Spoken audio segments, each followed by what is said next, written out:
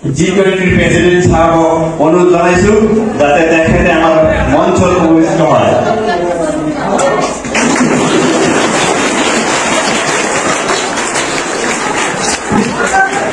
धन्यवाद। आप सब लोग बैठिए प्लीज। Good morning.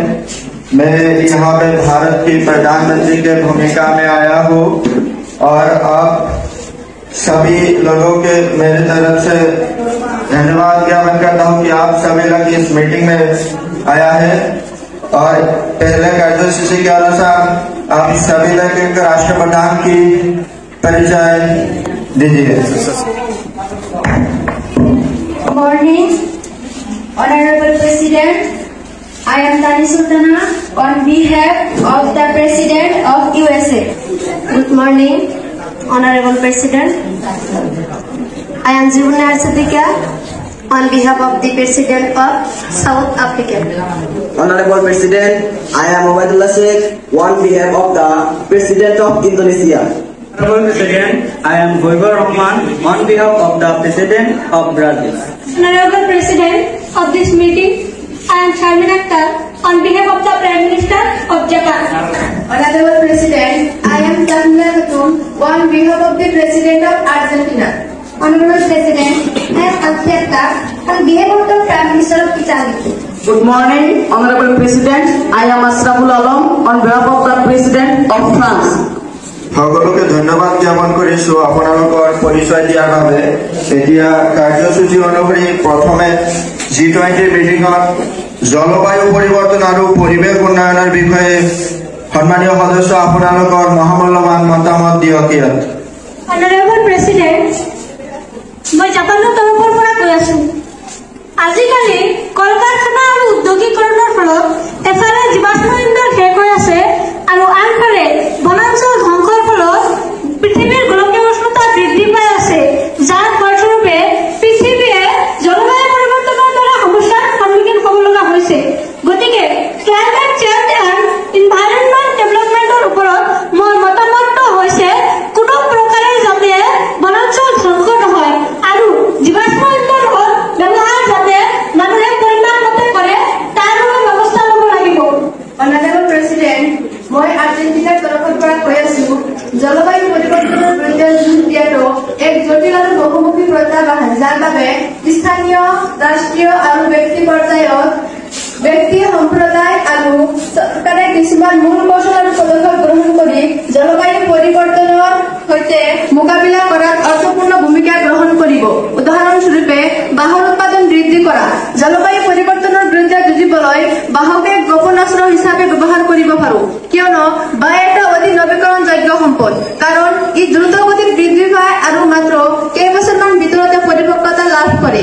ইয়াৰ ফলত বাঁহক আমি কাঠৰ সামগ্ৰীৰ পৰম্পৰাগত বিকল্প হিচাপে ব্যৱহাৰ কৰিব পাৰো, যাৰ ফলত বনাঞ্চল ধ্বংস আৰু ইয়াৰ লগত জড়িত জমা কাৰ্বনৰ মুক্তি হ্ৰাস পায় আৰু ই 30%ৰো বেছি অক্সিজেনৰ যোগান ধৰে। এনেদৰে বাঁহৰ পৰিৱেশ তন্ত্ৰ সংৰক্ষণ আৰু সম্প্ৰসাৰণ কৰি জৈৱ বৈচিত্ৰ্যক আমি সুৰক্ষা দিব পাৰো, যিটো জলবায়ু পৰিৱৰ্তনৰ সন্মুখত পৰিৱেশ স্থিতিস্থাপকতা বজাই ৰখাৰ বাবে অতি প্ৰয়োজনীয়। এইখিনি আমাৰ জলবায়ু পৰিৱৰ্তন আৰু পৰিৱেশ উন্নয়নৰ পৰামৰ্শ। সন্মানীয় সদস্যসকল, জলবায়ু পৰিৱৰ্তন আৰু পৰিৱেশ উন্নয়নৰ বিষয়ে আপোনালোকৰ মতামত দিয়াৰ বাবে ধন্যবাদ জ্ঞাপন কৰিছো। আৰু এতিয়া আৰু আৰ্থিক উন্নয়নৰ বাবে আপোনালোকৰ মহামূল্যৱান মতামত বিচাৰিছো। Honorable President, মই ইটালীৰ পৰা কৈছো। অনেক কনজাৰাৰ ইকনমিক গ্ৰথৰ ওপৰত মোৰ মতামতটো হৈছে, প্ৰথমতে মহিলাসকলে ধৰ্মীয়ভাৱে নেওচি কুসংস্কাৰৰ আচৰণ কৰি শাৰীৰিকভাৱে নিজকে সবল বুলি ভাবি সক্ৰিয়ভাৱে সকলো কামতে পুৰুষৰ দৰে নিজকে সমানে প্ৰতিষ্ঠা কৰিব লাগিব। দ্বিতীয়তে, যিহেতু আজিৰ যুগটো ইণ্টাৰনেটৰ যুগ, আমি মহিলাসকলৰ বাবে এটা পৰ্টেল খুলিব লাগিব, য'ত মহিলাসকলে নিজৰ নিজৰ সমস্যাবোৰ আপলোড দিব পাৰিব আৰু প্ৰতি মাহতে সেই পৰ্টেলত গৈ নিজৰ নিজৰ দেশৰ মহিলাসকলৰ সমস্যাবোৰ সমাধান কৰিব পাৰিব। এয়া আছিল মোৰ অমেজ কনফাৰেন্স ইকনমিক গ্ৰথৰ ওপৰত মতামত। Honorable President, মই তুৰ্কীৰ প্ৰেচিডেণ্ট হিচাপে কৈ আছো, নাৰী সবলীকৰণ আৰু আৰ্থিক উন্নয়নৰ বিষয়ে মোৰ পৰামৰ্শ হৈছে নাৰী হলে যে ঘৰত লগতে থাকিব লাগিব আৰু ঘৰৰ কামখিনি কৰিব লাগিব। এই অন্ধবিশ্বাসখিনি আমাৰ সমাজৰ পৰা দূৰ কৰিব লাগিব আৰু সকলো নাৰীৰ উচ্চ শিক্ষা বাধ্যতামূলক কৰিব লাগিব, যাতে সকলো নাৰীয়ে স্বাৱলম্বী হৈ নিজৰ উপাৰ্জনখিনি নিজে কৰি খাব পাৰে। ধন্যবাদ জ্ঞাপন কৰিছো সন্মানীয় সদস্য আপোনাৰ মতামত দিয়াৰ বাবে। নেক্সট এজেন্ডা অনুসৰি বৈদেশিক নীতি আৰু ভাতৃত্ববোধৰ ওপৰত আপোনাৰ মতামত দিয়ক। অনাৰেবল প্ৰেচিডেণ্ট, মই জাপানৰ তৰফৰ পৰা কৈ আছো, যদি ফৰেন পলিচিটো সদায় স্মুথ হয় তেতিয়াহ'লে কোনো দেশৰ মাজত চিকিউৰিটি আৰু ইণ্টাৰনেশ্যনেল এফেয়াৰ্ছটো ভালদৰে চলিব। গতিকে ফৰেন পলিচি আৰু ব্ৰাদাৰহুডৰ ওপৰত মোৰ মতামত হৈছে ফৰেন পলিচিটো সদায় মুছলিম হ'ব লাগিব। অনাৰেবল প্ৰেচিডেণ্ট, মই ফ্ৰান্সৰ পৰা কৈছো, নিজৰ দেশৰ অভাৱ পূৰণৰ কাৰণে আন দেশৰ সৈতে বিনিময় প্ৰথাৰ নিচিনা কাৰ্যসমূহ প্ৰদান কৰিলে নিজৰ দেশৰ ভাতৃত্ববোধ আৰু বৈদেশিক নীতিসমূহ গঢ়ি উঠিব। বিভিন্ন ধৰণৰ স্পৰ্টছ বা খেল ধেমালিৰ জৰিয়তে এখন দেশৰ আৰু আন এখন দেশৰ বৈদেশিক নীতি আৰু ভাতৃত্ববোধসমূহ গঢ়ি উঠে। অনাৰেবল প্ৰেচিডেণ্ট, মোৰ ফৰেন পলিচিটোৰ মোৰ মতামত হৈছে চুবুৰীয়া ৰাষ্ট্ৰৰ সৈতে বন্ধুত্বপূৰ্ণ সম্পৰ্ক প্ৰতিষ্ঠা কৰা, কাৰণ চুবুৰীয়া ৰাষ্ট্ৰসমূহৰ লগত ভাল সম্পৰ্ক প্ৰতিষ্ঠা কৰিলে দেশ নিৰাপত্তা আৰু সুৰক্ষা বৰ্তি থাকিব। সন্মানীয় সদস্যসকল, আপোনালোক যি মতামত আগবঢ়ালে তাৰ বাবে আপোনালোকক ধন্যবাদ জ্ঞাপন কৰিছো। তাৰ ভিতৰত জলবায়ু পৰিৱৰ্তন আৰু পৰিৱেশ উন্নয়নত most important পইণ্টবোৰ হ'ল বনাঞ্চল ধ্বংস কৰিব নালাগে, সন্তান জন্মৰ লগে লগে 5টাকৈ গছ পুলি ৰুব লাগে, বাঁহ পুলি ৰুই দিব লাগে যিয়ে 30% অক্সিজেন যোগান ধৰিব আৰু জৈৱিক বৈচিত্ৰতা ৰক্ষা কৰিব। ৰাসায়নিক দ্ৰব্যৰ পৰিৱৰ্তে জৈৱিক সাৰৰ ব্যৱহাৰ কৰিব লাগে, সজাগতা বৃদ্ধি কৰিব লাগে, প্লাষ্টিক ব্যৱহাৰ কম কৰিব লাগে, বেটাৰী চালিত গাড়ী ব্যৱহাৰ কৰিব লাগে। নাৰী সবলীকৰণ আৰু আৰ্থিক উন্নয়নত আপোনালোকৰ মহামূল্যবান মতামতৰ ভিতৰত most important পইণ্টবোৰ হ'ল মহিলাসকলৰ সমস্যাৰ বাবে প্ৰতিখন দেশৰ এটাকৈ পৰ্টেল খুলিব লাগে, যাত নিজৰ নিজৰ অসুবিধাৰ কথা তেওঁলোকে শ্বেয়াৰ কৰিব পাৰে।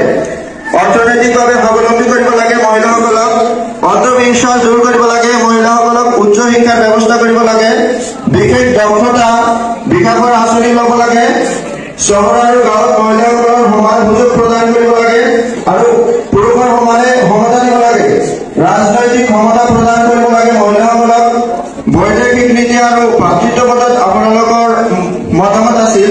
তাৰ ভিতৰত most important বোৰ হ'ল ফৰেন পলিচি মসৃণ হ'ব লাগে, চুবুৰীয়া ৰাষ্ট্ৰৰ নিৰাপত্তা প্ৰদান কৰিব লাগিব, গোষ্ঠী নিৰপেক্ষ নীতিত বিশ্বাসী হ'ব লাগিব, অস্ত্ৰ নিৰস্ত্ৰীকৰণ কৰিব লাগিব, অৰ্থনৈতিক ৰাজনৈতিক সামাজিক সমস্যাৰ সমাধান কৰিব লাগিব। আপোনালোকৰ পৰামৰ্শৰ পৰা এই বিষয়বোৰ G20ৰ সভাত গ্ৰহণ কৰাৰ বাবে আগবাঢ়িছো, আপোনালোকৰ সমৰ্থন বিচাৰিছো।